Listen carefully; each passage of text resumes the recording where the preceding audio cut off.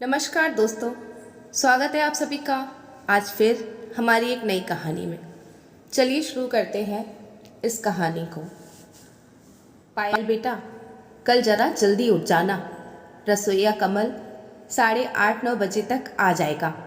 उसके आने से पहले बस मूंग दाल का हलवा, बादाम शरबत और चूरमे की तैयारी कर लेना। रमा देवी रात की दवाई लेते हुए बहू पायल से कह रही थी।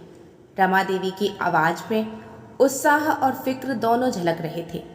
उत्साह इस बात का कि इकलौती बेटी पूर्वी को देखने लड़के वाले पूरा परिवार आ रहा था, और फिक्र इसलिए कि मेहमानों की खातिर में कोई कसर न रह जाए।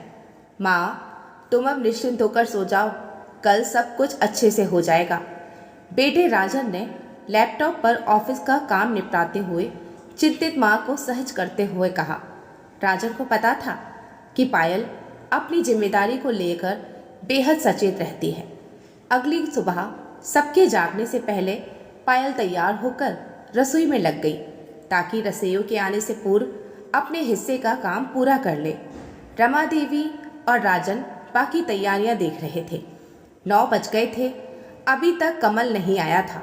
रमा देवी की चिंताएं बढ़ रही थी, पर घर के बाकी लोग निश्चिंत थे क्योंकि कमल इस घर से काफ़ी सालों से जुड़ा था और कभी भी उसने शिकायत का कोई अवसर नहीं दिया था। पर जब 10 बजने को आए तो सारे लोग परेशान होने लगे। उस पर से कमल का फ़ोन भी लगातार बंद आ रहा था। 11 बजे के बाद लड़के वाले कभी भी आ सकते थे और रसोई का पूरा काम बचा हुआ था। 3-3 सब्जियां, रायता, पूड़ी, सब कुछ आखिर कब तक तैयार हो पाएगा। रमा देवी तो तनाव के कारण पसीना पसीना हुए जा रही थी। पायल और पूर्वी ने एक दूसरे की आंखों में देखा और तय किया कि अब कमल की राह देखने की बजाय वे दोनों रसोई में लगकर सब कुछ तैयार कर लेंगी। अरे, तुम दोनों पागल हो गई हो क्या? दोनों रसोई संभालोगी या तैयार भी होगी?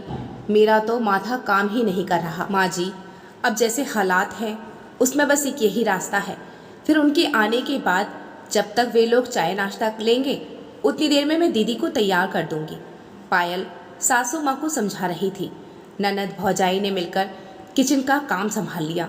उन्हें उम्मीद थी कि 11 बजे का समय दिया है तो आते आते उन्हें 11:30 तो हो ही जाएगा और इतना वक्त उनके लिए काफ़ी होगा भोजन तैयार करने के लिए। पर ये क्या, अभी तो 11:45 भी ठीक से नहीं बजे थे और बाहर किसी गाड़ी का हॉर्न बज रहा था। राजन दौड़कर बाहर गया तो लड़के वाले आ चुके थे। राजन ने मेहमानों का अभिवादन किया और उन्हें अंदर लेकर आ गया। उधर रसोई घर में तो माहौल एकदम से तनावपूर्ण हो गया था।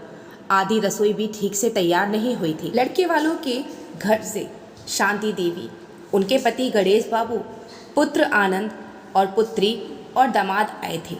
शांति देवी तो हॉल में बैठने की बजाय किचन देखने की जिद करने लगी।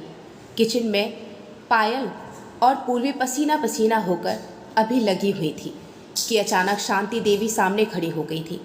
पीछे पीछे आनंद और उसकी बहन भी रसोई में आ गए। पूर्वी और उसका सारा परिवार एकदम सकपका गया, पर शांति देवी और उनके परिवार लोग जोर जोर से हंसने लगे। अरे समधन जी, दरअसल आपके रसोई का काम संभालने वाला कमल हमारी वजह से नहीं आ पाया। शांति देवी की इस बात पर सब उनका मुंह देखने लगे। आज हमारी ट्रेन घंटे भर पहले आ गई थी तो स्टेशन से गाड़ी लेकर हम निकले ही थे और कमल जी की बाइक को हल्की सी टक्कर लग गई तो वह बाइक से गिरे, उनका फ़ोन टूट गया और पैरों में हल्की चोट भी आ गई थी। फिर जब हम उन्हें उठाकर पास के एक क्लिनिक में ले गए तब उनसे पता चला कि वो आपकी रसोई बनाने के लिए आपके घर ही आ रहे थे। हमें अंदाज़ा हो गया था कि आप सब कितने परेशान हो जाएंगे। बस ये सोचकर हम ढाबे से सबके लिए खाना पैक कराकर जल्दी से आ गए। शांति देवी और आनंद बारी बारी से सारा किस्सा बयां कर रहे थे। शांति देवी ने पूर्वी के दोनों गालों पर अपनी हथेलियों रखकर उसके माथे को चूम लिया। समधन जी, जिस परिवार में पायल जैसी भाभी हो और उससे तालमेल बैठाकर चलने वाली पूर्वी जैसी ननद हो, उस परिवार की पुत्री को गृहस्थ जीवन में समस्याओं से सूझबूझ से निपटाने का गुण तो विरासत में मिला होता है। गणेश बाबू भी अब रसोई में आ गए थे। खाना पीना तो होता रहेगा, अब औपचारिकताओं को छोड़िए और सगाई की तैयारी कर लीजिए। मैं अपने परिवार की तरफ से अपने पुत्र आनंद के लिए आप सभी से पूर्वी बिटिया का हाथ मांगती हूँ। दोनों परिवारों से खचाखच भर चुके रसोई घर में सब एक दूसरे को अभिनंदन कर रहे थे। रमा देवी तो ईश्वर की माया पर मन ही मन ये सोचकर मुस्कुरा रही थी कि जिस रसोई घर ने आज इतना तनाव दिया, उसी रसोई घर में बिटिया का रिश्ता पक्का हो गया था। तो दोस्तों, ये थी आज की छोटी सी कहानी। उम्मीद करती हूँ आपको कहानी पसंद आई होगी। कहानी को यहाँ तक सुनने का आप सभी का बहुत बहुत धन्यवाद। मिलते हैं ऐसी ही एक अच्छी सी पारिवारिक कहानी के साथ।